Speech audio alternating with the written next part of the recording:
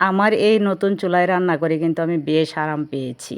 আপনারা তো আমার পুরান চুলাটা দেখেছেন। সেই চুলাতেই কিন্তু আমি এই ডিজাইনটা করেছি। সেই চুলাটা কিন্তু আমি একদম ভাঙিনি। আর কিভাবে আমি পুরান চুলাকে ঠিক রেখে এই নতুন ডিজাইনটা করতে পেরেছি সেটাই আজকে বলবো। আমি কিন্তু প্রথম ভেবেছিলাম আমি যদি নতুন কোনো ডিজাইন করি সেটা কিন্তু ভেঙে যেতে পারে। আপনারা তো জানেন পোড়া মাটিতে নতুন কিছু লাগালে জোড়া লাগতে চায় না। আর সেই জন্যই আমি কি পদক্ষেপ নিয়েছি সেগুলো আজকে বর্ণনা করব। প্রথমে আমি বলি মাটিটা কিভাবে তৈরি করেছি। মাটিটা যদি আমি ঠিকমতো তৈরি করতে না পারতাম তাহলে কিন্তু জোড়াটা লাগতো না। তাই আমার মাটিটা ছিল খুব একটা জরুরি বিষয়। এই মাটির সাথে কিন্তু আমি সিমেন্ট মিশিয়ে নিয়েছি।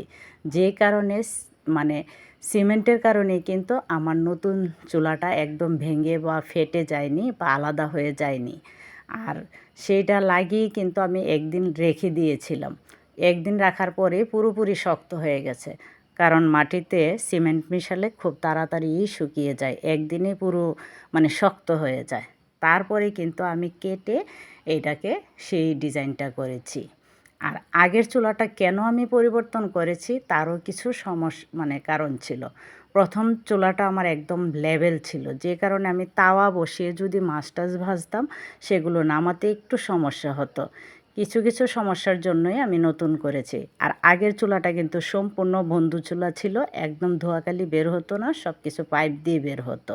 আর সেই কারণে হঠাৎ যদি তাড়াহুড়ো করে রান্না করতাম, প্রথম অবস্থায় কিন্তু বন্ধু চুলা ভালো জ্বলতে চায় না। প্রথম দিকে একটু লেট হয়।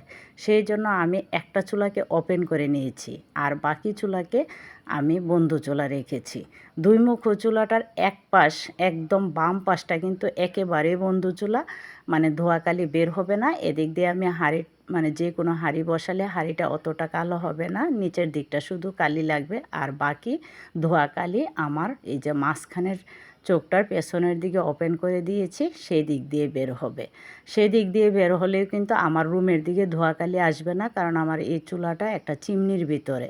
আর চিমনির ভিতরে হলে কিন্তু চুলার ধোঁয়াকালি সব চিমনি দিয়ে উপরের দিকে উঠে উপরের দিকে চলে যাওয়ার রাস্তা আছে। সেটা কিন্তু আমার অন্য ভিডিওতে দেখানো আছে কিভাবে আমার ধোঁয়াকালি রুমে না এসে বাইরে চলে যায়।